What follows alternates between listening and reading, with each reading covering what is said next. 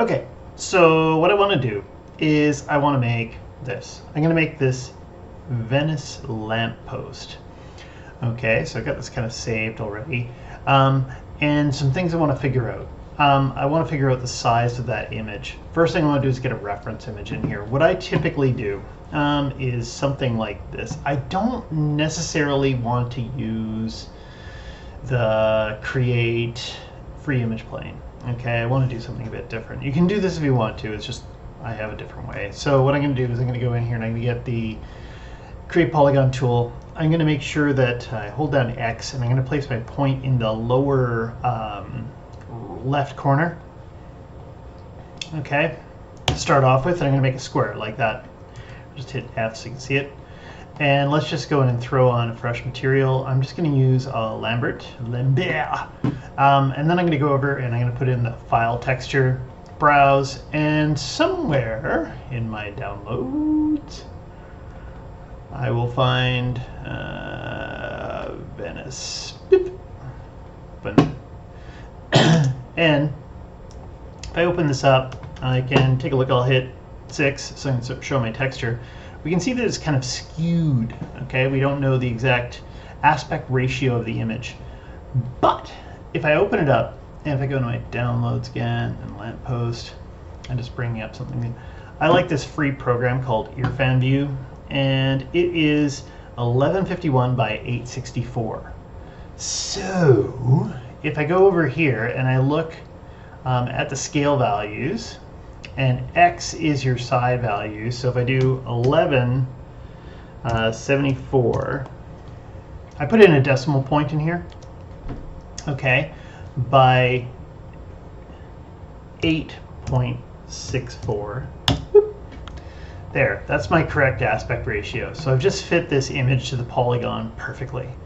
Now, one of the reasons I do this, I've got a couple reasons. First, I've got a front and a back. Okay, so as I'm checking out my object, I can tell whether we're at the back side. Also, there's this special little feature.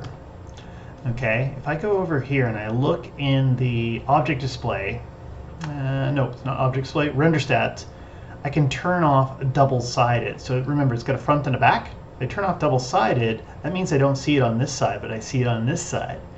Okay, so if I'm modeling something, when I rotate around it, I don't see this freaking image, which is handy. Okay, so I like doing that. The other thing is this lets me do quick cropping. So if I use, say, the insert edge loop tool, I can come over here, crop that, enter. Well, I didn't need to hit enter. Just take that face, delete it, gone. Okay, so I've got a smaller image that I can work with. Okay. I can go and measure this thing too. Let's go and bring this in. Let's hit 6. See the base of it. I'm just going to move it right here. Hold down D and X. And I'm just going to move my pivot point so it's sitting right on the grid. Actually, maybe I'm just going to move this thing over so it's kind of centered. Looks like it's a little bit off, so I'm just going to grab the rotate tool. You can grab the rotate tool, the outer side, and you can kind of pull out and you can kind of line it up. You can also, if you make it bigger, you get a finer control on it. I'm just hitting the plus and minus keys on the keyboard. Okay, you have a slightly finer control when you do this, and also too, I pull it out. There's good enough. Great. And I'm just going to make that smaller again. I'm just hitting the plus and minus arrows on the keyboard. I'm going to freeze the transformations, kill the history. Okay, so that's good and lined up. Actually, I'm just going to move the pivot point. I don't know, I'm being a weirdo. Just being. Let's go in here to create. Measure tools, measure distance tool. I'm going to hold down X. So I'm going to be in here, I'm going to hold down X, boink.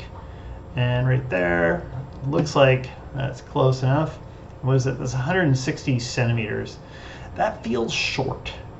Okay, I should be able to get a head underneath this. As a matter of fact, if I go in here to Windows and I go into the content browser and I go hunting for bipeds, hunting for bipeds, I'm going to find the human body and throw it in. Boop. And so now we got a person that's probably about 180 centimeters tall. And let's make him bigger. Okay, so I'm going to say his head will comfortably go under here. I probably could search around and find reference images with like people inside of these pictures and stuff like that, but I didn't. So I didn't spend that much time. So I'm going to say at least this. So if he was jumping, he's not going to clunk his head on here. Okay, maybe we'll go a bit taller than that. Okay, great. We'll stop there. I'll freeze that out again. Let's delete that human. Boop. People say that about me all the time. Boop. Gone. Okay, so I think anything else I need to do, I might come in here and call this like ref image or something like that, just so it's labeled and I know what the hell it is. I'm just going to make this smaller so that I'm not wasting visual space. And I think I'm set up, so I'm going to stop. Actually, you know what? I'm going to go in here and I'm going to set a project. I'm just going to go to project window and let's see, current project. I'm just going to say new and we'll call it Venice _ projecto. Also, keep in mind that I'm not putting any spaces in the names, that I'm using inner capitals and underscores just to change names and things like that. So I have to give things a little bit of air. So I'm going to hit accept.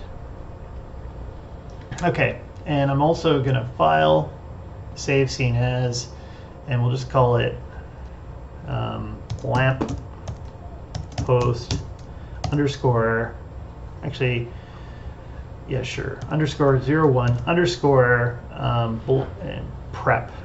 What's the word I'm looking for? Setup. Great, something like that. So we got a setup. I'm going to stop this first video here.